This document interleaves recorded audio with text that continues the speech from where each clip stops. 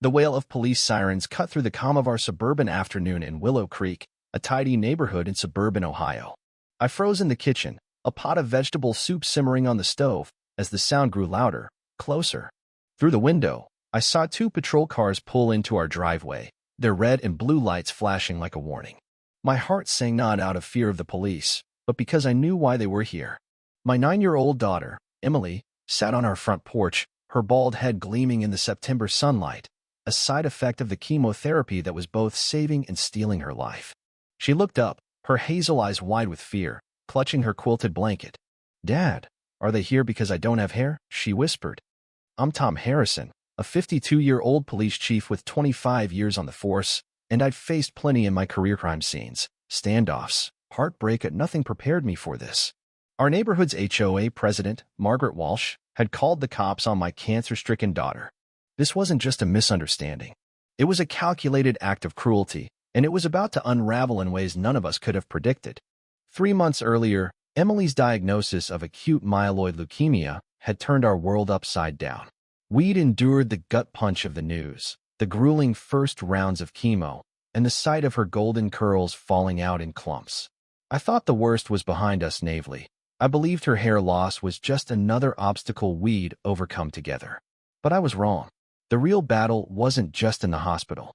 It was right here, in our own neighborhood, where people like Margaret made my daughter feel like a pariah for surviving.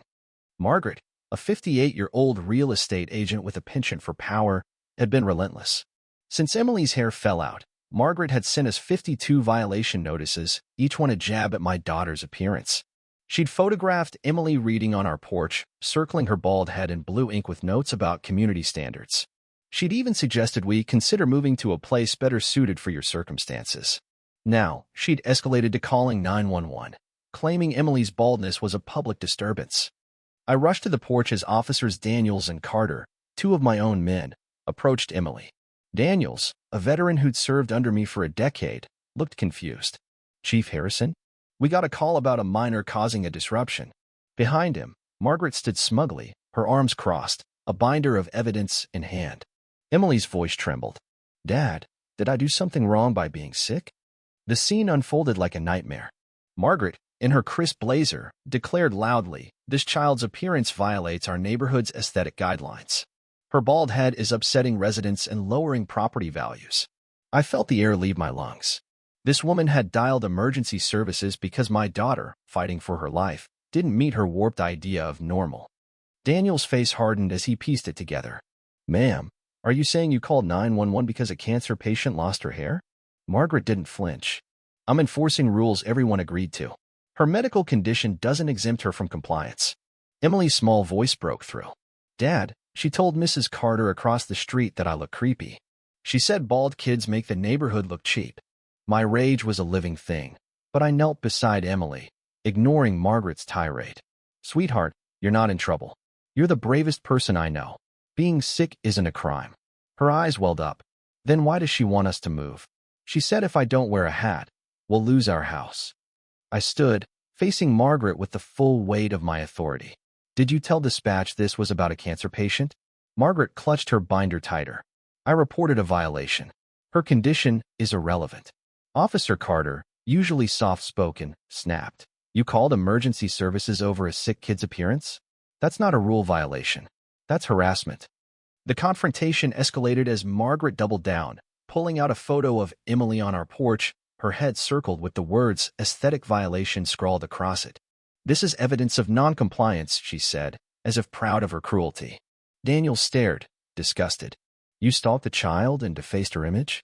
Emily gasped, seeing the photo. "Why did she draw on me, Dad? I was just reading." I'd had enough.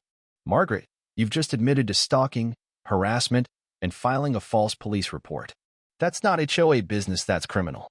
For the first time, her confidence wavered, but she snapped. She looks sick. She doesn't belong in a respectable community. Normal kids have hair. The words hung in the air, exposing her prejudice for all to see. Daniels shook his head. "Chief, this isn't a police matter. It's a hate campaign against a disabled kid." I nodded. "Document everything she's said. Every notice, every photo. Then read her rights." Margaret's face paled. "Arrest me? I'm the HOA president. I stepped closer. You're a bully who targeted my daughter. The penalty for filing a false report is up to a year in jail. Harassment of a disabled minor? That's a felony. As Daniels cuffed her, Margaret's bravado crumbled. This is a misunderstanding. I was protecting property values. I held up my phone, scrolling through her notices. September 10th. The child's bald appearance disrupts community harmony. October 5th. Final warning. Cover the child's head or face legal action. October 12th. Relocate to a community better suited for your situation. You told us to leave because my daughter has cancer. That evening, after Margaret was booked, I sat with Emily, her small frame curled in my lap. Dad, am I ugly because I'm bald? She asked. My throat tightened. No, honey. You're a warrior. Your bald head shows how strong you are, fighting something most adults couldn't handle. She touched her scalp. The kids at the hospital are bald too. Are we all warriors? I nodded. Every one of you. The story exploded locally. Headlines screamed, HOA tyrant targets cancer patient, and Willow Creek became a flashpoint. Neighbors, long silenced by Margaret's reign, shared their own stories. She'd find a widow for a faded mailbox during her grief, harassed a veteran for unkempt shrubs during his recovery, and tried to ban a deaf child's service dog. The community rallied around Emily, with strangers sending cards and a local salon offering custom wigs not to hide her head, but to give her options. Emily, though, made her own choice. I don't want to cover my warrior head, she declared. I want other kids to know it's okay to be bald. At Margaret's hearing, I presented her notices, each one a testament to her cruelty. But the turning point came when Emily's oncologist, Dr. Rachel Kim, testified. Emily asked me if her cancer made her gross, Dr. Kim said, her voice steady but fierce. No child should feel ashamed of surviving. What Margaret did was psychological abuse. The judge, a no-nonsense woman, didn't hold back.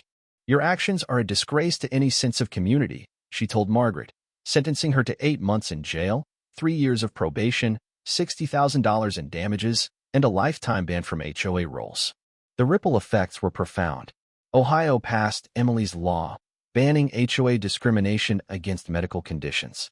Our HOA elected a new president, a retired teacher who prioritized compassion over control. Emily's hair grew back, soft and wavy, but she never hid her warrior days. She started visiting kids at the hospital, showing them photos of her bald self, radiant and strong. You're not scary, she'd tell them. You're powerful. 2 years later, on the anniversary of her diagnosis, Emily asked to shave her head again for a day to stand with kids still fighting. We did it together, and she spent hours at the hospital, her smooth scalp a badge of solidarity. That night, she said, Dad, I'm glad Margaret was wrong about me being scary. Being different is my superpower. I kissed her head, choking back tears. You're already saving lives, kiddo. Margaret vanished from Willow Creek after her release, her name a cautionary tale. But Emily's story lived on, a reminder that cruelty can backfire, turning a targeted child into a champion. Her bald head, once Margaret's obsession, became a symbol of hope for kids facing cancer, proof that strength shines brighter than prejudice. What do you think about this story? Have you ever witnessed or experienced injustice like this in your community? Share your thoughts in the comments below. Let's talk about how we confront cruelty and stand up for those who need it most. Your voice matters.